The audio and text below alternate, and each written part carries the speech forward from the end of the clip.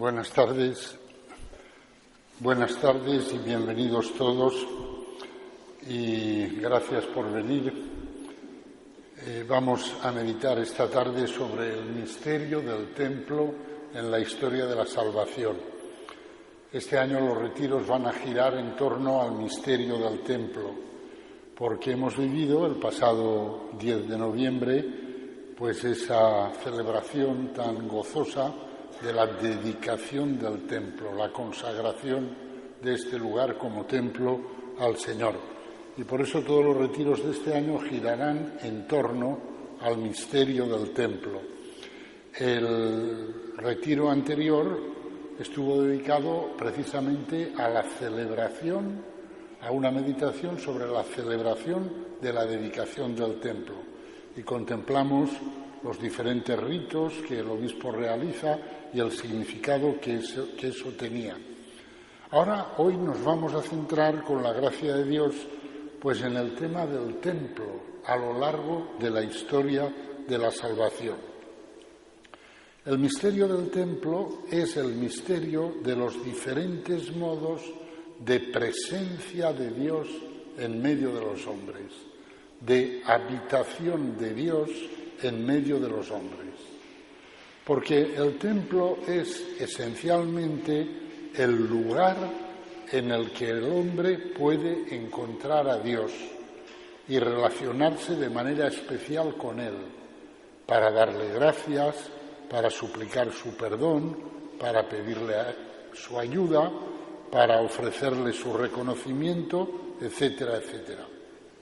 La idea del templo, es decir, la idea de que haya un lugar en el cual sea posible encontrar a Dios y tener con Él una relación, por así decir, más íntima, es una idea profundamente humana, que la encontramos plasmada en todas las religiones y en todas las culturas. Nosotros en esta catequesis queremos meditar sobre este misterio, por lo tanto un misterio común a todos los hombres, pero claro, como cristianos que somos, queremos meditar sobre él a la luz de la revelación. Queremos contemplar lo que Dios ha revelado al respecto en relación al misterio del templo a lo largo de la historia de la salvación. Y vamos a considerar los diferentes modos en que Dios nos ha propuesto su presencia en medio de nosotros en el transcurso de la historia de la salvación. Estos modos son fundamentalmente 5. El templo cósmico, la naturaleza, el templo de Jerusalén, después, el templo crístico, la persona de Cristo, el templo eclesial y finalmente el templo celeste, la Jerusalén celestial. En este sentido, como vamos a ver, la revelación bíblica a propósito del templo está articulada sobre una paradoja. Por un lado, Dios lo primero que dice es que nada de templo, que a Él no le hace falta ningún templo. Es lo que le dijo a David cuando David, lleno de buena voluntad, dijo: voy a construirte un templo porque no está bien que yo viva en una casa de cedro, una casa lujosa, y que tú estés ahí en una tienda. Y el Señor, por medio del profeta Natán, le dice a David: ¿pero qué es eso? ¿Cómo se te ha ocurrido? Eso de hacer un templo. El primer movimiento de Dios, dice, cuando yo he caminado por vosotros a través del desierto, ¿os he pedido alguna vez que me hicierais un templo? O sea, digamos que el primer reflejo de la revelación es nada de templo.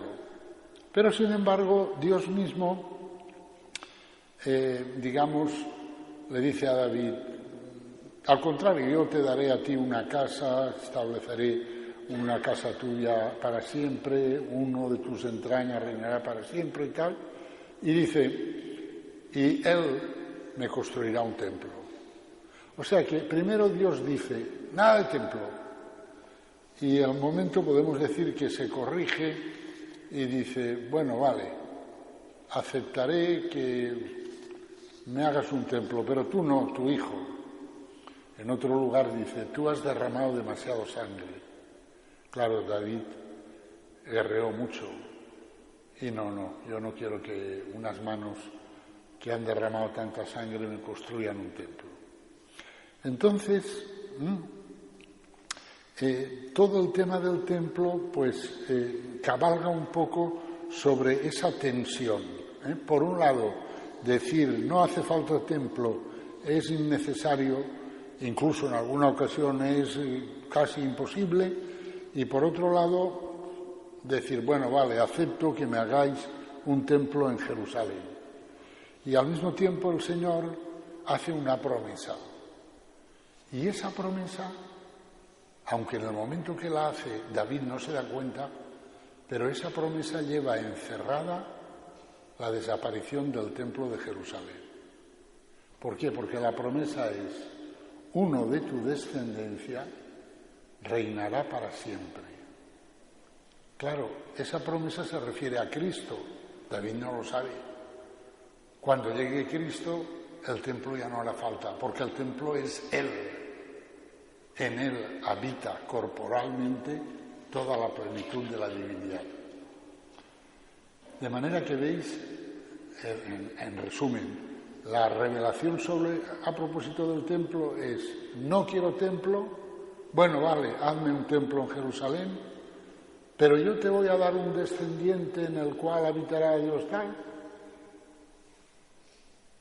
Y aunque no lo digan, pero está ahí implícito, ese descendiente hará superfluo el templo. Bien, vamos a ir pasito a pasito. El primer templo, por así decir, que Dios da a los hombres es la creación, es el universo. Porque el universo, el que las cosas sean, las cosas son porque están llenas de la presencia de Dios, si no, no podrían ser. Las cosas, por el simple hecho de existir, de ser y de ser tales o cuales, representan un reflejo lejano de una u otra perfección de Dios, el cual realiza todas esas perfecciones de modo supereminente y con una absoluta simplicidad. Para que existan los seres distintos de Dios, es necesaria la intervención de la potencia creadora de Dios, que los ha creado. De suerte que Dios está presente en todas las cosas por su potencia y según una semejanza, un parentesco entre Él y las cosas. Ese parentesco es lejano, pero es real, es real. Un insecto, una piedrecita, dice algo de Dios. Tiene algo de semejanza con Dios, muy lejano, pero es real. Podríamos decir que entre el universo y Dios hay como una presencia distante. O sea que Dios está presente en el universo, pero a distancia, ¿no? Pero está presente porque si no, el universo no existiría. Porque lo ha creado Él y porque lo mantiene en el ser Él.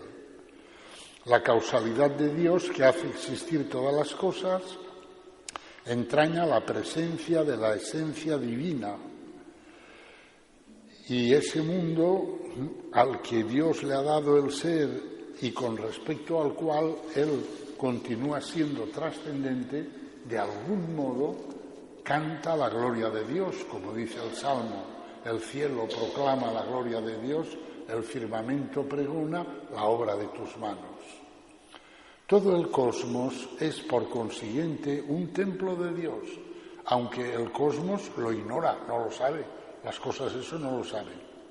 Pero Dios está presente en el universo por su potencia y su esencia, sin habitarlo personalmente. Algo así como un artista está en su obra y sin embargo no habita en ella, ni está en ella como habita en su hogar y en su casa, con su esposa y con sus hijos. No es lo mismo.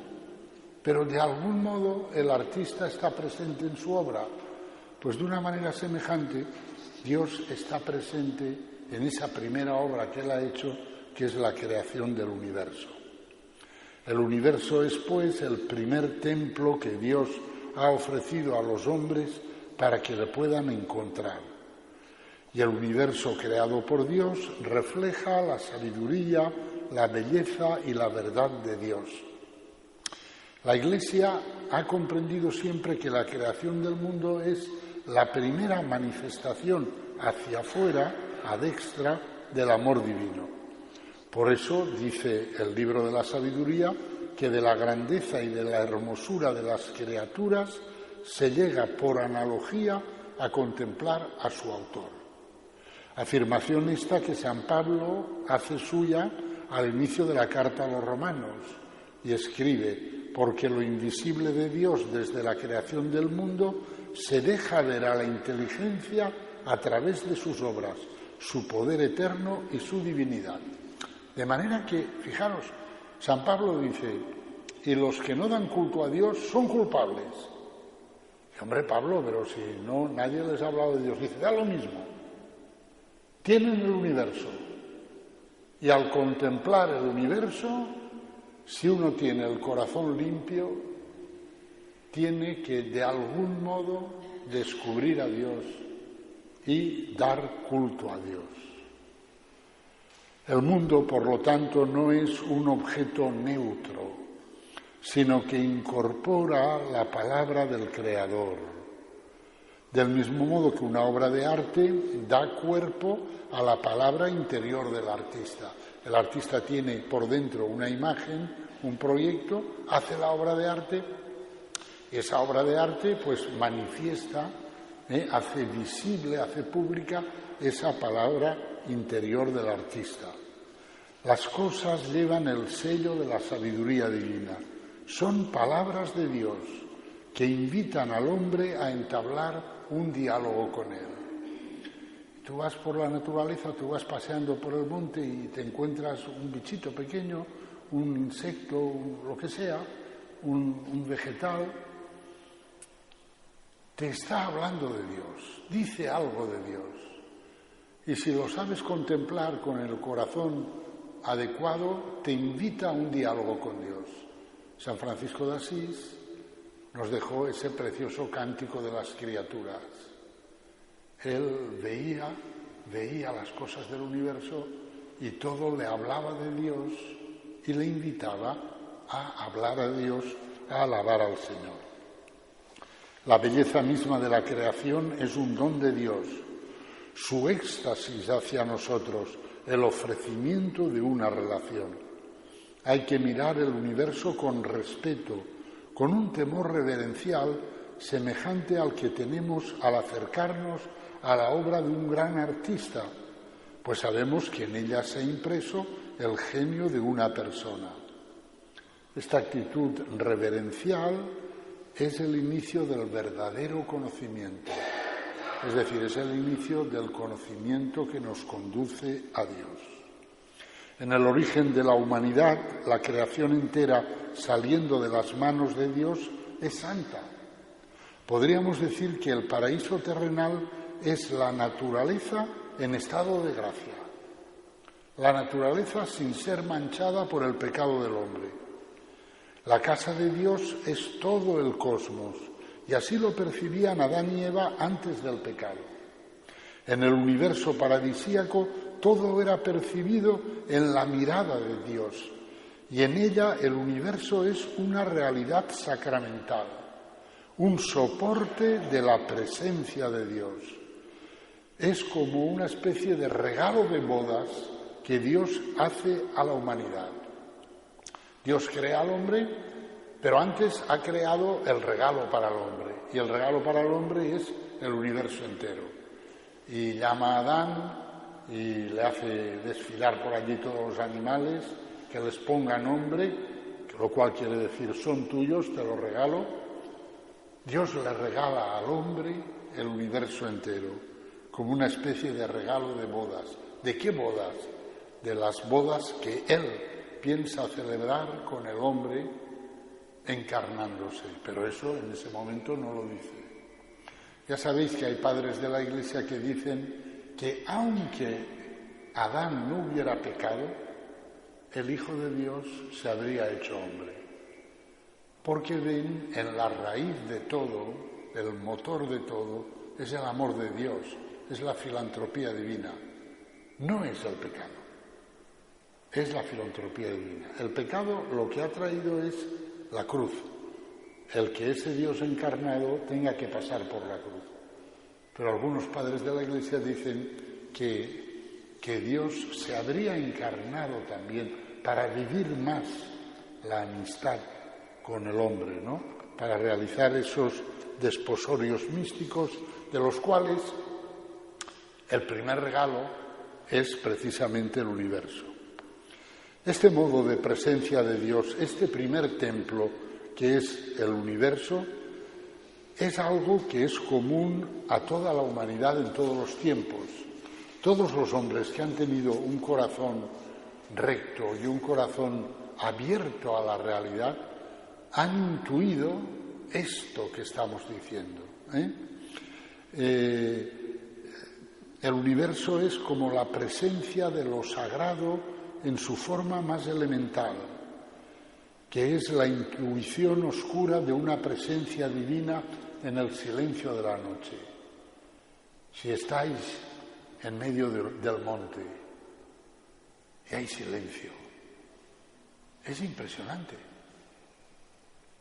Ese silencio está hablando, valga la paradoja, está diciendo algo. Igual que en la oscuridad de los bosques, caminar por un bosque a solas, llegas a la espesura del bosque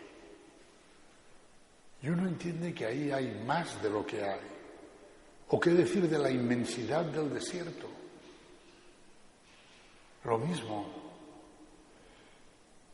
O también en la chispa del genio, cuando es una persona que es genial, o cuando encuentras la pureza en el amor,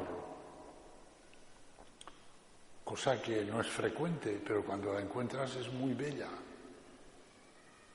Todas estas cosas, realidades cósmicas y otras antropológicas, pues están hablando de Dios y de su presencia en medio de nosotros.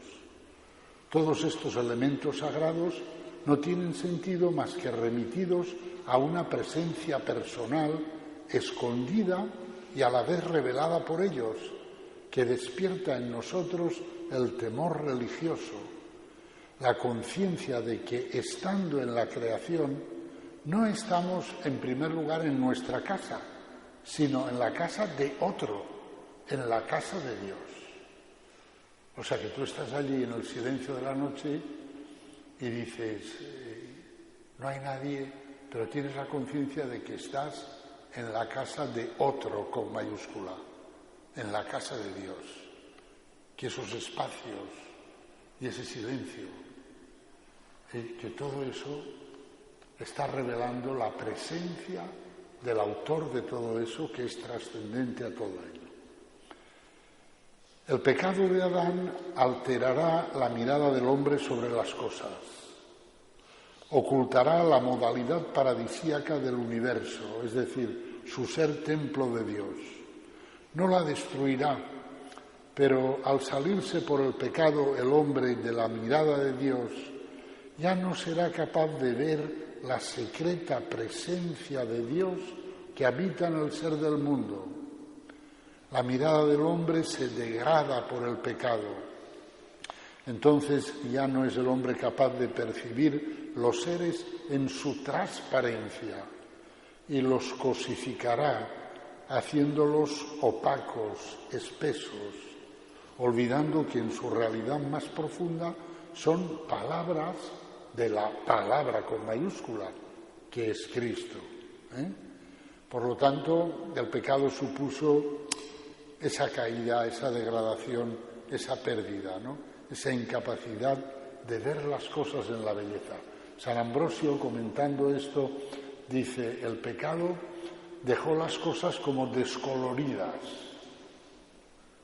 Les quitó el color. Las cosas se volvieron como grises, ¿no? Ya no se percibe la belleza. ¿Cómo reencontrar la armonía perdida?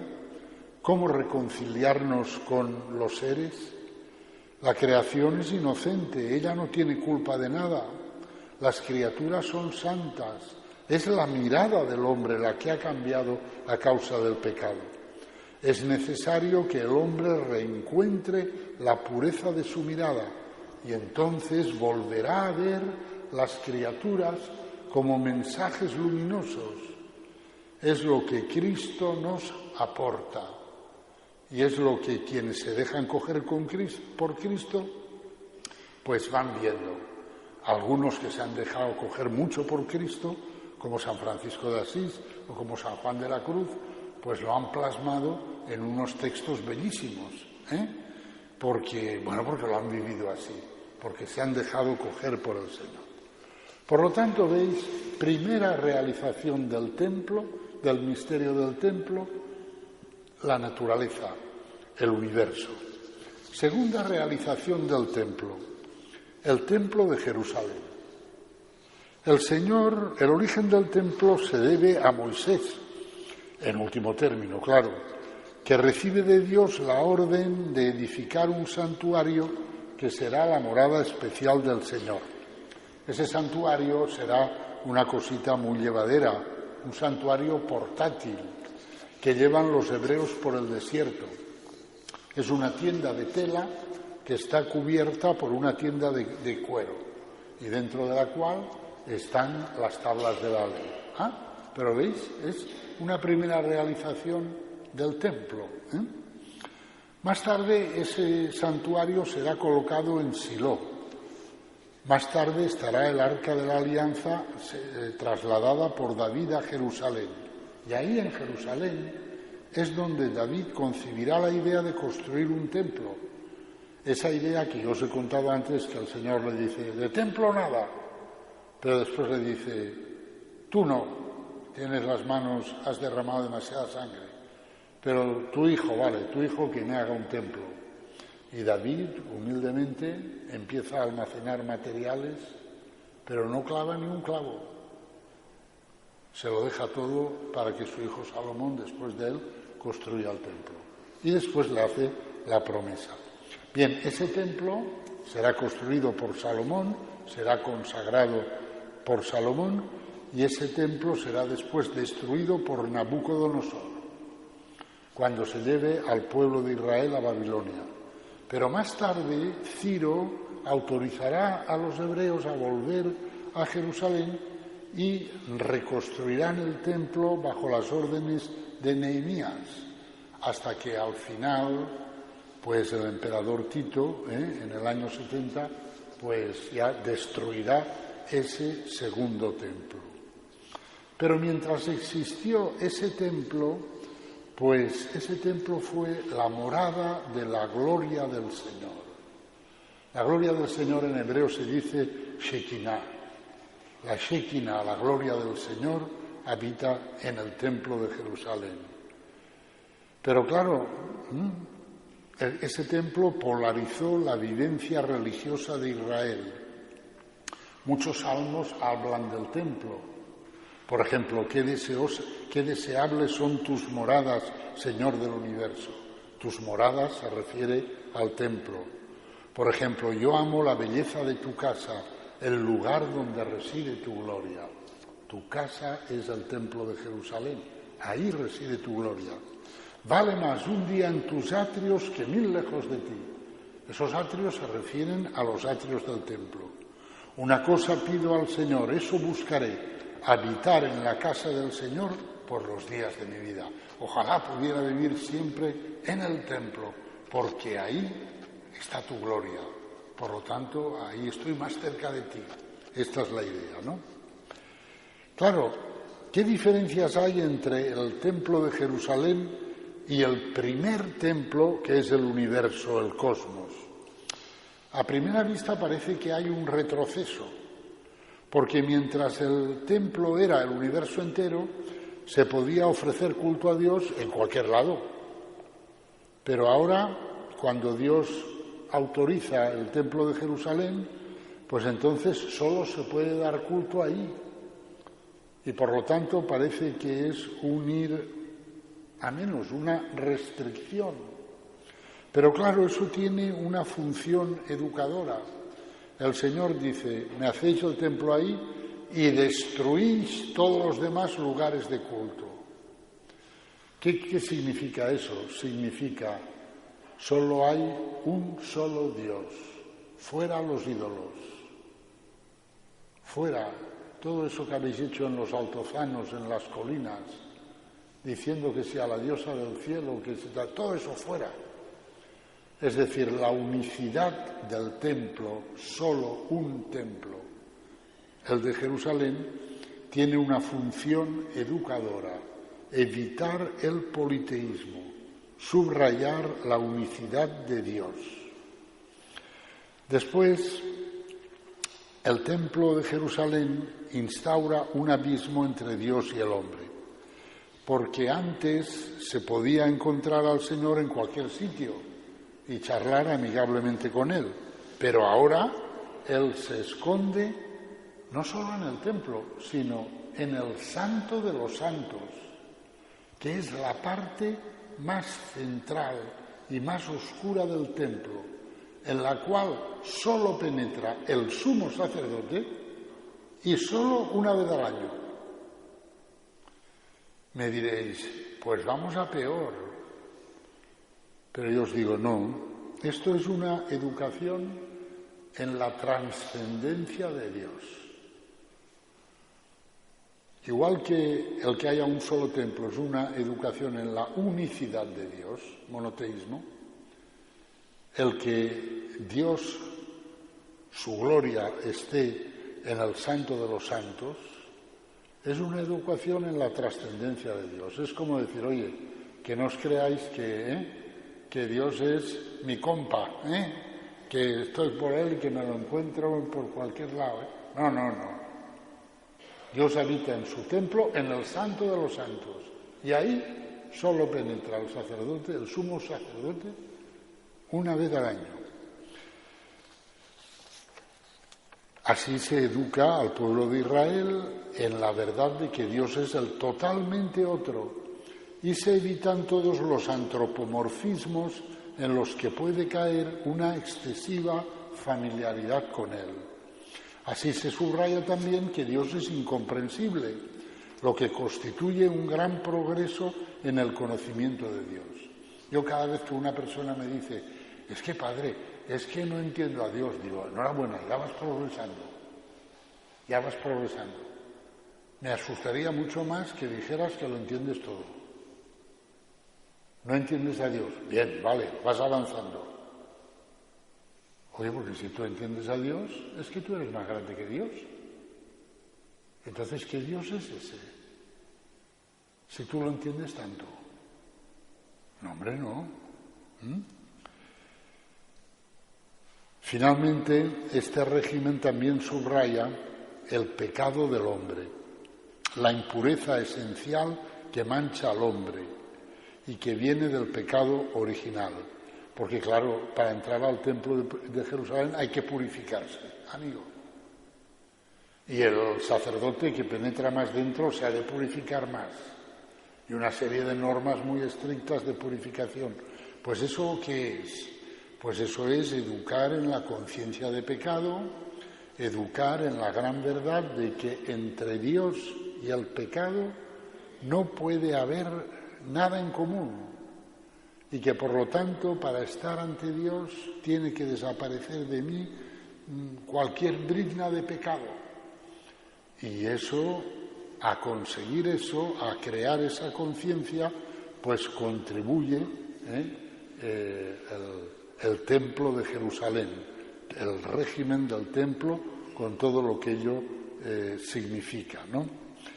Y de esa manera el hombre comprende y dice, madre mía, pues estoy perdido. Porque ¿cómo conseguiré yo purificarme del todo? Y el hombre pues dice, solo habrá una manera, echarme en los brazos de Dios. Y nace así el deseo de un Salvador. ven Salvador, ven Redentor, redímeme. Como dijo Isaías, que precisamente en el templo de Jerusalén tuvo la visión de Dios que tuvo y dijo, ay de mí, que soy un hombre de labios impuros, que habita en medio de un pueblo impuro y que estoy viendo a Dios. ¡Ay de mí! ¿Cómo me puedo purificar? Y entonces el Señor hizo que un querubín cogiera unas ascuas del incensario que había ante Dios y le tocara los labios con ese carbón encendido y le dijera, has sido purificado. Pero has sido purificado por Dios. Dios ha venido a ti y te ha purificado. Bien, pues este es el segundo templo a lo largo de la historia de la salvación que nos da el Señor. El primero, el universo; el segundo, el templo de Jerusalén. Y ahora llega el templo definitivo, el que no va a pasar nunca. Y ese templo es el templo crístico, es decir, la persona de Cristo. El templo de Jerusalén era una figura de la realidad. Y la realidad es Cristo. A partir de ahora, la morada de Dios, la Shekinah, la gloria de Dios, ya no estará en el templo de Jerusalén, sino en el cuerpo de Jesús, en la humanidad de Jesús. Por eso Jesús dijo, aquí hay alguien mayor que el templo. Y ese alguien mayor que el templo era Él. ¿Y por qué Él es mayor que el templo? Porque en Él habita corporalmente la plenitud de la divinidad. Corporalmente quiere decir realmente y quiere decir en su cuerpo físico. De manera que cuando los pastores vayan a Belén y le den un besito al niño Jesús, si les dejó la Virgen y San José, que no lo sabemos, pero supongamos que sí, aunque ellos no lo sepan, están besando a Dios. Porque en ese bebé habita corporalmente la plenitud de la divinidad. Luego, ese bebé, que después crecerá, que será un hombre, que finalmente será Cristo glorioso, ese es el templo definitivo. Ahí la habitación de Dios en ese cuerpo es total. Es lo que los teólogos llaman la unión hipostática. Entonces es una inhabitación corporal de Dios en medio de nosotros. Por eso yo os digo que, por ejemplo, la familia de Nazaret es de nuevo el paraíso en la tierra. ¿Por qué? Porque es Dios en medio de los hombres. Ahí estaba ese chiquillo, pero ese chiquillo resulta que es Dios. Entonces, el paraíso, antes de que Adán y Eva pecaran, era eso, Dios que bajaba todas las tardes a hablar con ellos, a estar con ellos. Ahora, en Cristo, volvemos al paraíso. Solo que eso ocurre como un misterio escondido a los ojos de los hombres, que será revelado progresivamente. La gloria de Dios residía en el templo de Jerusalén hasta el momento de la encarnación. Desde el día de la encarnación, ayer leíamos ese evangelio, desde el momento en que la Virgen dijo, aquí está la esclava del Señor, hágase en mí según tu palabra, la Shekinah huyó del templo y se fue a las entrañas purísimas de la Virgen María. Y cuando la Virgen María se fue a visitar a su prima Santa Isabel, eso fue la primera procesión del Corpus. Pero no lo sabía nadie. Porque Dios actúa así. Después se irá revelando. De manera que hay unos años curiosos, 33 años según la tradición, los años de la vida terrena de Cristo, en los cuales coinciden aquí en la tierra el templo de Jerusalén y el verdadero templo que es Cristo. Y es curioso ver los momentos en que los dos coinciden físicamente. El primer momento fue la presentación del niño Jesús en el templo. En ese momento, en el corazón mismo de la figura, que era el templo de Jerusalén, se manifestó la realidad. El don se hizo presente en el corazón de la promesa. La promesa era el templo de Jerusalén, una espera. Y la realidad esperada se hizo presente allí. Pero siempre lo mismo, se dieron cuenta muy pocos, Simeón y Ana. Y Simeón cogió al niño lleno del Espíritu Santo y dijo, en fin, lo que todos sabemos, ¿no? Simeón sostuvo en las palmas de sus manos, en medio del templo, al verdadero templo, que es Cristo. Una especie de paradoja, Dentro del templo de piedra, el verdadero y definitivo templo está ahí, y es un bebé. El segundo encuentro entre Jesús y el templo es muy misterioso. Y fue en el desierto, cuando Satán llevó a Jesús a lo alto del templo. ¿Os acordáis de esa tentación? Échate desde aquí y manda a los ángeles, ¿qué tal, no? Eso es curioso, ¿no? Porque Satán tienta siempre al Señor en lugares que en la historia de la salvación son muy santos. El desierto, el templo, la montaña. El desierto, los panes y los peces. El templo, échate del templo, lo alto de un monte, ¿no? Lugares que en la historia de la salvación han sido lugares de revelación de la santidad de Dios. Y ahí le tienta. Uno de esos lugares es el templo. En tercer lugar, hay otros encuentros de Jesús con el templo. Por ejemplo, la expulsión de los vendedores del templo, donde Jesús afirma en el templo de piedra la santidad del verdadero templo. Claro, después le preguntan, ¿con qué autoridad haces esto y tal? Y él dice, destruid este templo y en 3 días lo reedificaré. Claro, no lo entienden, dicen, está loco, 40 años ha costado. Pero claro, Jesús está jugando con el doble significado de templo. Los judíos se creen, cuando él dice este templo, piensan en el templo de piedra. Jesús piensa en el verdadero templo que es él. Y dice, destruid este templo y en 3 días lo reedificaré. Está profetizando su resurrección. Está diciendo, me vais a destruir porque me vais a matar, pero en 3 días resucitaré. Después también en el templo, pues tuvo aquel discurso sobre el agua viva que hizo Jesús el día de la fiesta de los tabernáculos, el agua viva del Espíritu, y él dijo ahí esas palabras tan bellas, el que tenga sed que venga a mí y beba, del que crea en mí brotarán ríos de agua viva.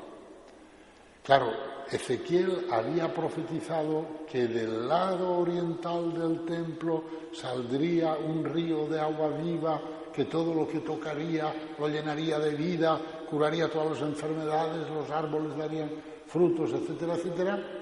Y Jesús, con esas palabras que las dice adrede en el templo, está diciendo, el verdadero templo soy yo y de mí va a brotar el agua que os dará la vida, porque de mí va a brotar el agua del bautismo, por la cual recibiréis la vida divina.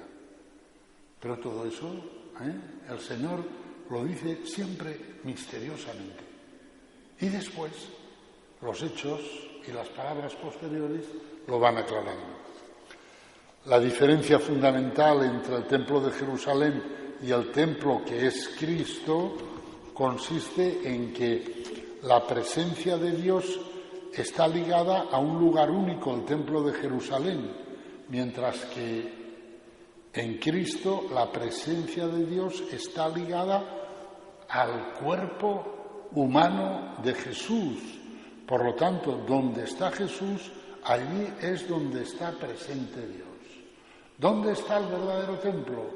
Pues ya no está si está en Jerusalén, Jesús está ahí, pero si está en Galilea, está en Galilea. Y ahora, ¿dónde está el verdadero templo? En el cielo. En el cielo, porque Cristo resucitado está junto al Padre. Ahí está el verdadero templo. Donde está Cristo, ahí está el verdadero templo. Esto tuvo una consecuencia que a los judíos les sentó muy mal, y es que la geografía dejó de ser sagrada. Antes había una geografía sagrada, Jerusalén, el centro del mundo, porque allí está la gloria del Señor, la Shekinah. Pero amigo, como la gloria del Señor, como el verdadero templo es Cristo, y como Cristo, anticipo yo, se hace presente en la Eucaristía, allí donde se celebra la Eucaristía está el verdadero templo, que es Cristo, y está la gloria del Señor. ¿Comprendéis? Y si estamos de excursión y celebramos allí la Eucaristía encima de una piedra, ahí está la gloria del Señor. Se ha acabado la geografía sagrada. Lo único sagrado o santo es Cristo, es el cuerpo de Cristo. Donde esté el cuerpo de Cristo, ahí está el verdadero templo, ahí está la gloria del Señor.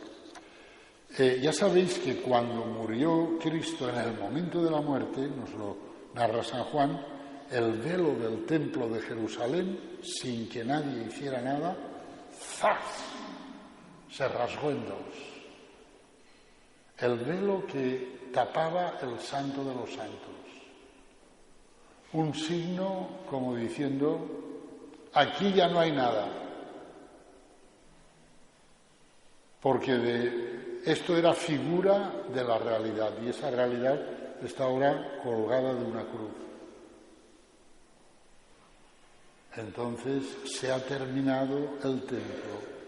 Empieza un nuevo eón, que dicen los padres de la Iglesia, es decir, una nueva etapa en la historia de la salvación, ¿no?, que es Cristo, el verdadero templo que es Cristo. Por lo tanto, veis, ya llevamos 3 pasos en la revelación del misterio del templo. Primero el universo, después el templo de Jerusalén, ahora el templo crístico, es decir, la persona de Cristo, en la cual habita la plenitud de la divinidad. Pero todavía hay más, porque hay como un cuarto paso que es el templo eclesial. Dice, ¿pero esto es un templo distinto de Cristo? No. Pero es el cuerpo de Cristo que es la Iglesia. Amigo. Y como Cristo, además de su cuerpo físico, se da un cuerpo místico que es la Iglesia, que es el conjunto de los bautizados, porque el bautismo, ¿qué es? El bautismo es como un injerto. Imaginaos un árbol, el olivo, del que viene la paz, el aceite, la paz. Y en ese olivo, pues, se injertan unas ramas silvestres, que somos cada uno de los bautizados. Quedan unidos al olivo, para siempre. Entonces, eso constituye un nuevo cuerpo de Cristo. Es el cuerpo místico de Cristo, que es la Iglesia, y en el cual está la cabeza de ese cuerpo, que es Cristo resucitado, que está junto al Padre, y todos nosotros, que somos los miembros de ese cuerpo. Y ahí está la gloria de Dios, porque ahí está Cristo. Y por lo tanto, la Iglesia es el verdadero templo, pero la Iglesia no como ladrillos y piedras, sino la Iglesia como el cuerpo místico de Cristo. Y eso es lo que dicen tanto San Pedro como San Pablo. San Pedro dice, también vosotros, cual piedras vivas, entrad en la construcción de un edificio espiritual. para un sacerdocio santo, para ofrecer sacrificios espirituales agradables a Dios por mediación de Jesucristo.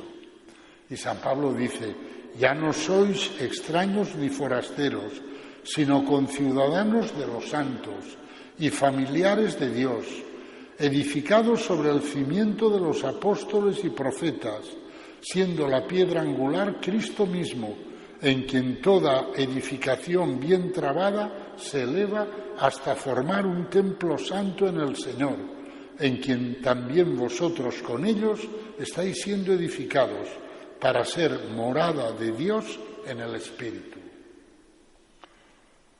Esas son las verdaderas dimensiones del templo.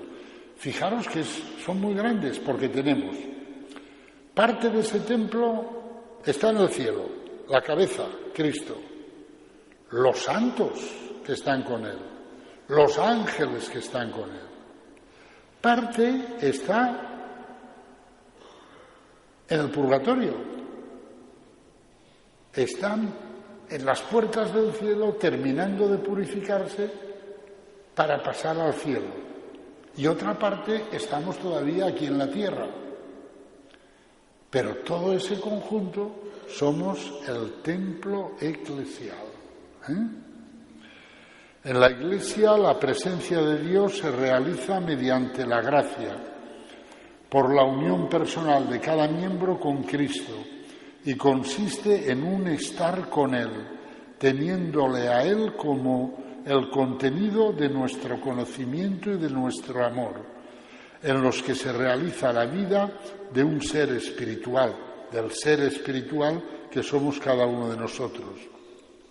Por la gracia podemos asirle y poseerle a Él, no a una semejanza suya, sino a su sustancia viva, a su persona.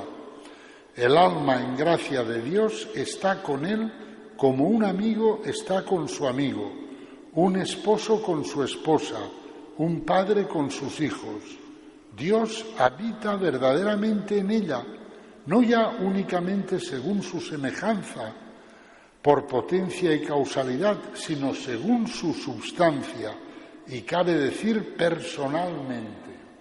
Por eso los padres de la Iglesia y los grandes teólogos precisan que no se trata solo de una presencia de Dios, sino de una inhabitación de Dios.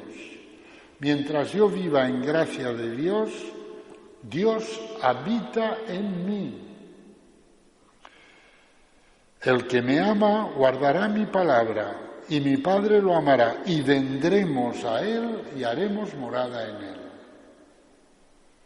Por lo tanto, mientras yo viva en gracia de Dios, porque claro, hemos sido injertados en Cristo, pero como no somos geráneos, sino personas, seres libres, yo puedo con mi libertad taponar la unión con Cristo. Eso es lo que hago cuando peco gravemente. Tapono, ¡pum!, echo el tablacho. Ya no pasa el agua viva. Claro, sigo unido a Cristo porque la conexión la tengo, pero la he bloqueado yo con mi pecado.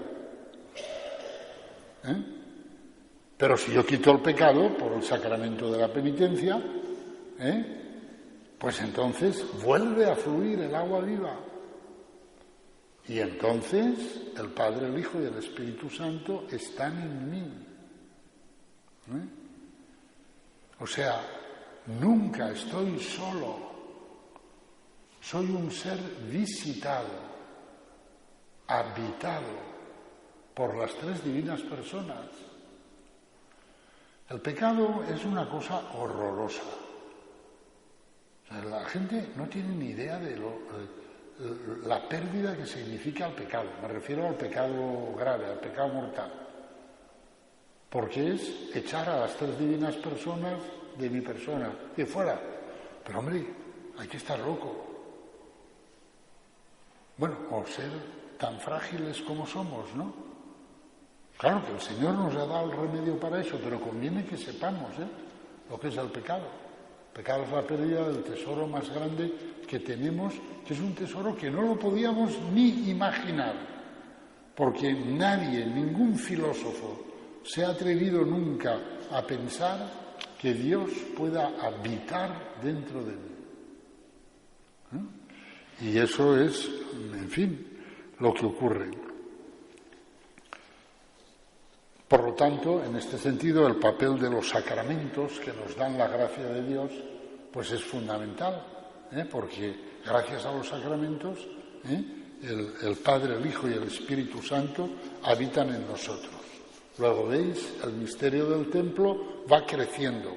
Primero era el universo, después era el templo de Jerusalén, después era la persona de Cristo, después sigue siendo la persona de Cristo, pero ampliada con su cuerpo, que es la Iglesia, y finalmente la cumbre de este misterio, la plenitud de este misterio, es el templo celeste hacia el que nos encaminamos. La última y definitiva forma de presencia de Dios en medio de los hombres es la que se dará en la Jerusalén celestial, en la cual ya no habrá templo alguno, dice el Apocalipsis. Ya no hay templo. ¿Por qué? Porque el Señor, el Dios Todopoderoso y el Cordero, que es Cristo, es su santuario. Y la vida de la gracia llegará ahí a su plenitud total, ya que, como escribe San Pablo, Dios será todo en todos. Y si Dios es todo en todos, no hace falta ningún templo, porque todo es un templo. Y hacia eso caminamos. San Gregorio de Nisa, uno de los grandes padres de la Iglesia, pues expone la historia de la salvación comparándola con una sinfonía, comparándola con un coro de cantos y danzas que celebra la fiesta perpetua, que aclama y canta la gloria de Dios. Todas las criaturas espirituales participaban en esta fiesta, hasta que sobrevino el pecado. Y cuando sobrevino el pecado, pues ya se rompió esa armonía, esa fiesta. El primer pecado que sobrevino fue el de los ángeles, el de algunos ángeles, después el de Adán y Eva. Y entonces, en fin, pues la fiesta ya dejó de ser tan bonita, porque habían algunos que se habían excluido de la fiesta. Los ángeles que se rebelaron y Adán y Eva y toda la humanidad con ellos cuando pecaron, ¿no?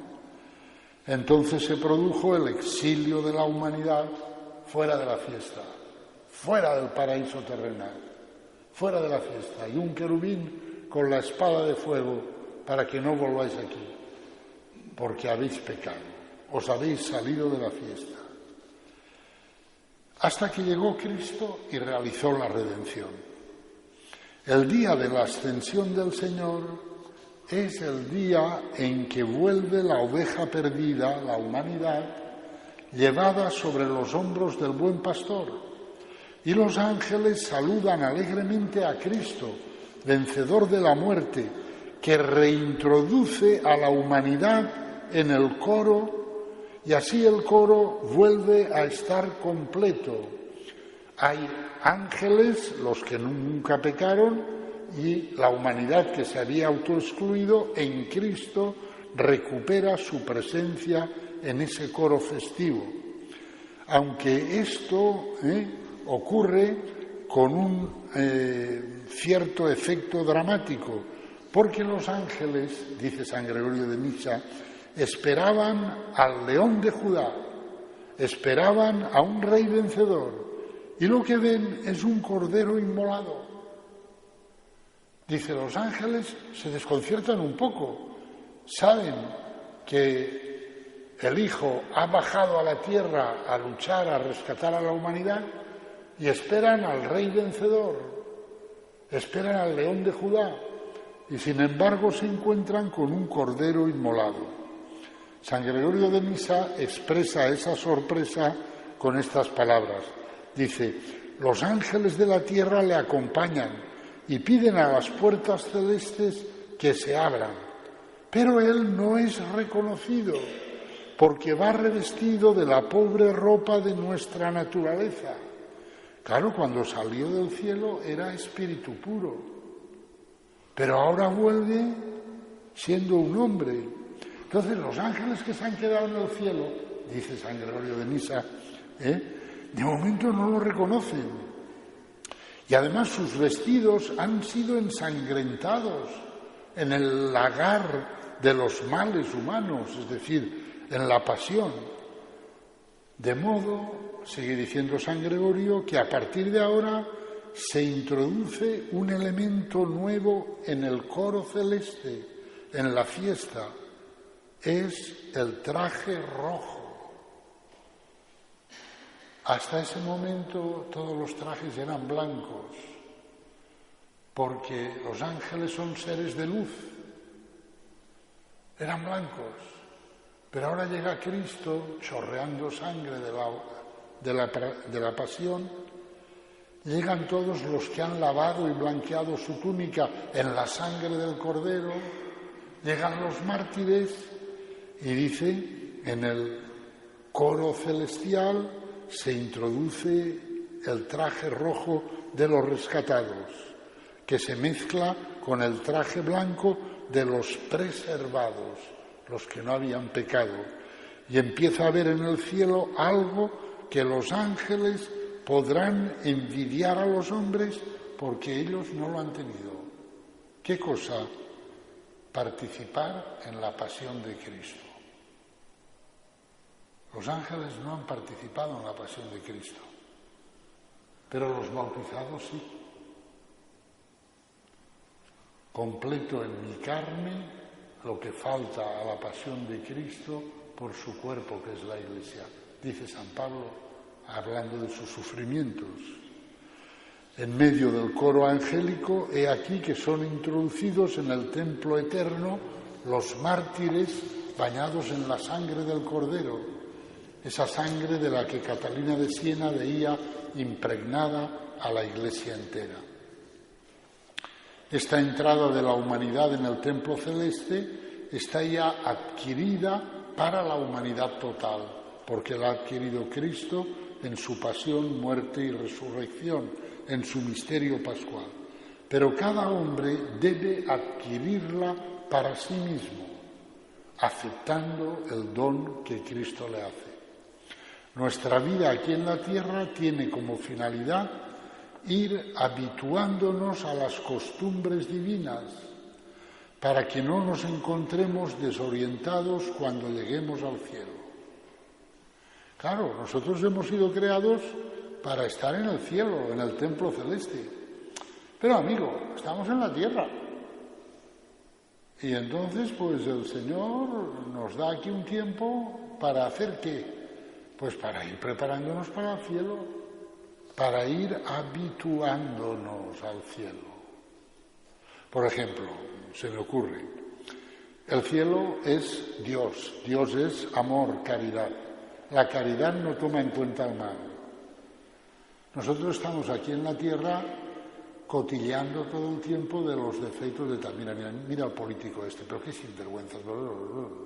Mira esta, y la vecina esta, y la hija de la... Oye, estamos tomando en cuenta el mal. Nene, así no puedes entrar en el cielo. En el cielo nadie habla del mal. El cielo es todo caridad. La caridad no toma en cuenta el mal. Entonces, pues venga, entrénate para el cielo.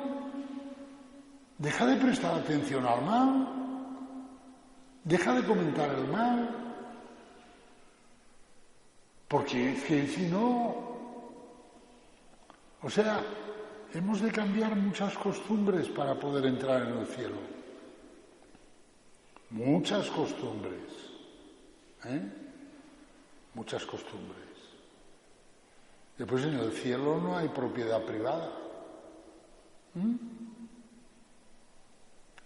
En el cielo no hay ningún santo que esté diciendo Estos méritos son míos, los he ganado yo, son mis méritos. No, señor, en el cielo todo circula. Todo circula, es un circuito de dones. Nadie se apropia nada y por lo tanto todos lo disfrutan todos. Y yo podré disfrutar de los méritos de San Francisco de Asís y de Santa Catalina de Siena y tal, porque allí es un circuito de dones. Y si yo he conseguido algún pequeño mérito, pues eso también circulará. Luego, si tú estás aquí en la tierra, no, eso es mío. Nene, prepárate para el cielo, que así no puedes entrar en el cielo. Si en el cielo no hay propiedad privada, es la comunión total. Bueno, y así podríamos ir diciendo muchísimas cosas, ¿no? Y, en fin, pues bueno, vamos a quedarnos aquí. Que nuestra vida terrena es un aprendizaje, una educación, para ir habituándonos al cielo, para que cuando lleguemos allí a las puertas del cielo, pues hombre, si no podemos entrar enseguida porque todavía nos faltan por aprender cosas, cuantas más aprendidas tengamos ya y practicadas, mejor, porque así más pronto entraremos en el cielo. En el nombre del Padre, y del Hijo, y del Espíritu Santo.